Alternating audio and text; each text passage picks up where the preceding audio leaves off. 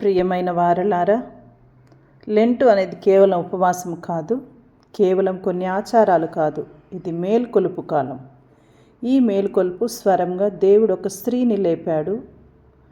మరి మనం book of జడ్జెస్లో ఒక చీకటి కాలాన్ని చూస్తాము. ప్రజలు దేవుని మర్చిపోతారు, విగ్రహారాధనలో పడ్డారు, శత్రువుల చెరలో బాధపడుతున్నారు. మరి అలాంటి వారిని పైకి లేపుటకే ఒక స్త్రీని దేవుడు తీసుకొని వచ్చారు. ఆమె దెబోరా. ఈ యొక్క దెబోరా గురించి ఇప్పుడు మనం క్లుప్తంగా ధ్యానించుకుందాం. పితాపుత్ర పవిత్రాత్మ నామమున ఆమేన్.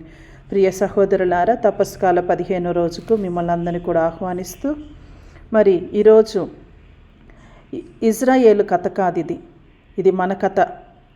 మరి ఈ కథ ఎలా ఉందో ఒకసారి చూద్దామండి. మనలోని చీకటిని ఈ కథ చూపిస్తుంది. మన గుండెల్లో దాచుకున్న విగ్రహాలను ఈ కథ బయట పెడుతుంది.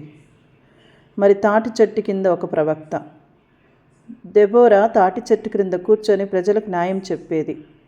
ఆమెకు రాజసింహాసనం లేదు, పెద్ద సైన్యం లేదు, కానీ ఆమెకు ఒకటి ఉంది. ఏమిటంటే అది దేవుని స్వరం. తపస్కాలంలో మనం కూడా తాటి చెట్టు కింద కూర్చోవాలి అని అనుకోవద్దు. నిశ్శబ్దంగా ప్రార్థనలో దేవుని స్వరం వింటూ కూర్చోవాలి. ఎందుకంటే సమస్యలు బయట మొదలవ్వవు, అవి మన హృదయంలోనే మొదలవుతాయి. కాబట్టి నిశ్శబ్దంగా ప్రార్థనలో దేవుని స్వరం వింటూ కూర్చోవాలి. మరి భయపడే బారాకు ధైర్యమైన దెబోరా. బారాకు యుద్ధానికి భయం వేసింది, మనకు మార్పుకు భయం వేస్తుంది. పాపాన్ని విడిచిపెట్టడానికి భయం, క్షమించడానికి భయం, నిజం ఒప్పుకోవటానికి భయం, ఉన్నది ఉన్నట్టుగా చెప్పటానికి భయం. జరిగింది ఒకటైతే చెప్పేది ఇంకొకటి. ఎందుకంటే భయంతో మనం ఇతరులకు భయపడుతూ నిజాన్ని చెప్పలేకపోతూ ఉన్నాము. కానీ దెబోరా ఏం చేసిందంటే, దేవుడు నీతో ఉన్నప్పుడు ముందుకు సాగు, ధైర్యంగా ఉన్నది ఉన్నట్టు చెప్పు, భయాన్ని వదులని తెలియచేస్తూ ఉంది. ప్రియ సహోదరులారా, తపస్కాలం అనేది ఒక యుద్ధం. మనలోని పాపం మీద యుద్ధం, మనలోని గర్వం మీద యుద్ధం, మనలోని నిర్లక్ష్యం మీద యుద్ధం, మనలోని సోమరితనం మీద యుద్ధం, మనలోని అబద్ధపు మాటల మీద యుద్ధము, మరి మనలోని తిండిపోతుతనం మీద యుద్ధం, మనలోని స్క్రీన్కి అలవాటై ఉన్నట్టు దాని మీద యుద్ధం. కాబట్టి ఇక్కడ మనం ఏం గ్రహించాలంటే, విజయానంతరం వినయం.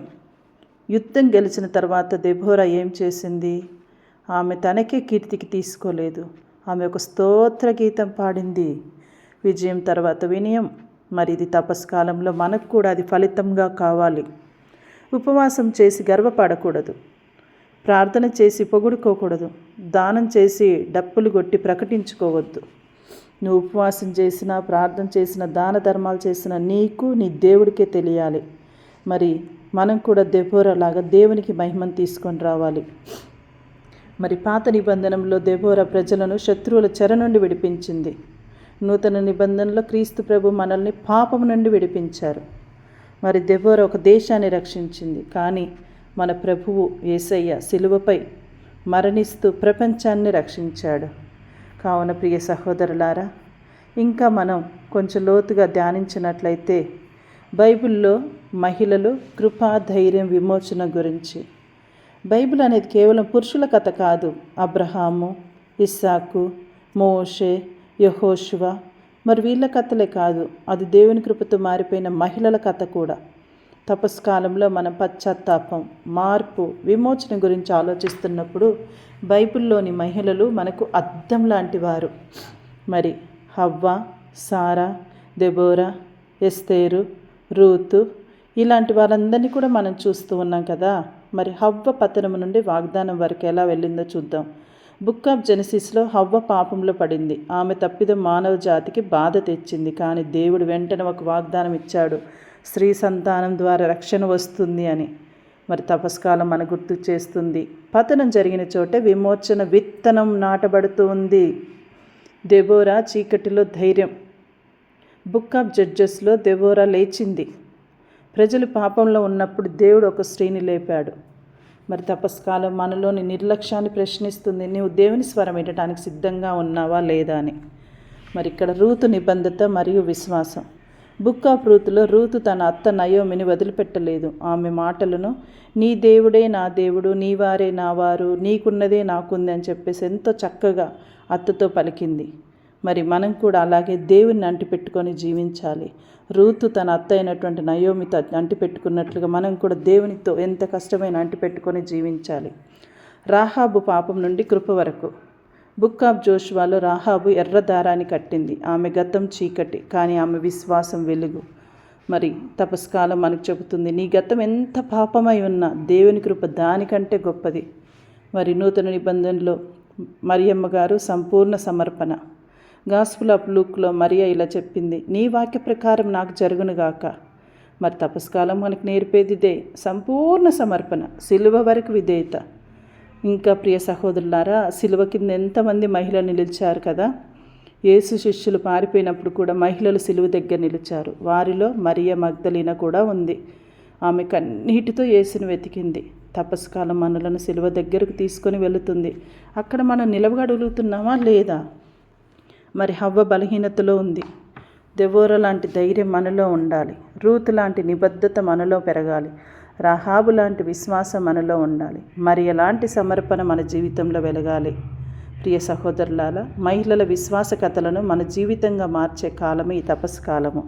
మరి ఇంకా కొన్ని పాఠాలను దెబోరా జీవితం నుంచి మనం నేర్చుకోబోతున్నాం. దెబోరా నుండి ఈరోజు మహిళా న్యాయమూర్తుల వరకు. మరి ఈ యొక్క దెబోరా నాయకత్వము, న్యాయము, పిలుపు, ఇందులో గొప్పగా ముఖ్యంగా చెప్పుకోవాల్సింది ఒక మహిళా న్యాయమూర్తి, నాయకురాలు, నిర్ణయాధికారి. మరి కోర్టుల్లో తీర్పు చెప్పినటువంటి, అంటే తాను తాటి చెట్టు కిందనే తీర్పు చెప్పింది. సమాజానికి న్యాయం చేయటానికి తాటి చెట్టుని ఎన్నుకుంది. మరి ఈరోజు మనం చూస్తూ ఉన్నాము బుక్ ఆఫ్ జడ్జెస్లో దెబోరా ఒక న్యాయాధిపతిగా ఇజ్రాయెల్ ప్రజలకు తీర్పు చెప్పింది. ఆమె ఒక స్త్రీ మాత్రమే కాదు, ఒక ప్రవక్త, ఒక నాయకురాలు, ఒక న్యాయమూర్తి. తాటి చెట్టు కింద కూర్చొని ప్రజలకు న్యాయం చెప్పినటువంటి ఆ మహిళామది దేవుని చిత్త ప్రకారం ఆమె బైబిల్లోని మొదటి మహిళా జడ్జిగా మనం చెప్పవచ్చు. బైబిల్ గ్రంథంలోనే మొట్టమొదటి మహిళా జడ్జ్. ప్రస్తుత సమాజం దెబోరా ప్రతిబింబం. ఈరోజు మన దేశంలో హైకోర్టులు, సుప్రీంకోర్టులు, జిల్లా కోర్టులు ఎన్నెన్నో మహిళలు న్యాయమూర్తులుగా సేవ చేస్తూ ఉన్నారు. వాళ్ళు కేవలం కేసులు వినటం కాదండి, న్యాయం నిలబెడుతున్నారు. నిరాధారుల కోసం మాట్లాడుతున్నారు, అన్యాయాన్ని ఎదిరిస్తున్నారు. దెబోరా కాలంలో కూడా అదే జరిగింది. ప్రజలు భయంతో ఉన్నప్పుడు ఆమె ధైర్యంగా నిలిచింది. ఈరోజు మహిళా జడ్జిలు కూడా సత్యం కోసం ఒత్తిడులను ఎదుర్కొంటున్నారండి. మరి ఈరోజు మనం తపస్కాలం ఏం సందేశాన్ని మహిళలకు అందిస్తుందో ఒకసారి ఈ యొక్క దెబోరా జీవితం ద్వారా చూద్దామండి. నీవు నీ స్థానంలో దెబోరాలాగా నిలబడుతున్నావా? మహిళగా నీవు నీ కుటుంబంలో, నీ కమ్యూనిటీలో, నీ సంఘంలో న్యాయం చేస్తూ ఉన్నావా? మరి నీ యొక్క పాఠశాలలో ఒక టీచర్గా మరి సత్యం నేర్పుతూ ఉన్నావా? నీ కార్యాలయంలో ధర్మంగా వ్యవహరిస్తూ ఉన్నావా? దెబోరా తన కాలంలో భయపడలేదండి. ఆమె దేవుని స్వరం విని ముందుకు నడిచింది. మరి తపస్కాలం మనకేం చెప్తుందో తెలుసా? భయపడే బారాకు కాకుండా ధైర్యమైన దెబోరాగా మారండి అని చెప్పి. ప్రియ సహోదరులారా, దెబోరా ఇక్కడ మనకు ఒక దేశానికి న్యాయం చెప్పింది. కానీ సిలువపై యేసుక్రీస్తు ప్రభు మనందరికీ కృప తీర్పు ఇచ్చాడు. మన పాపాలకు శిక్ష కాకుండా కృపనిచ్చాడు.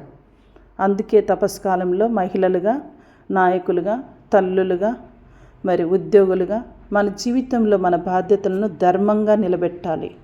మన యొక్క బాధ్యతలన్నిటిని కూడా ఎంత హక్కు ఉందో అంత బాధ్యతను కూడా మనం నిర్వర్తించాలి. ప్రియ సహోదరులారా, చివరగా దెబోరా ఒక తాచెట్టు కింద కూర్చొని తీర్పు చెప్పినప్పుడు ఈరోజు మహిళలు కోర్టు బెంచ్పై కూర్చొని తీర్పు చెప్తున్నారు. కాలం మారింది, కానీ పిలుపు మారలేదు.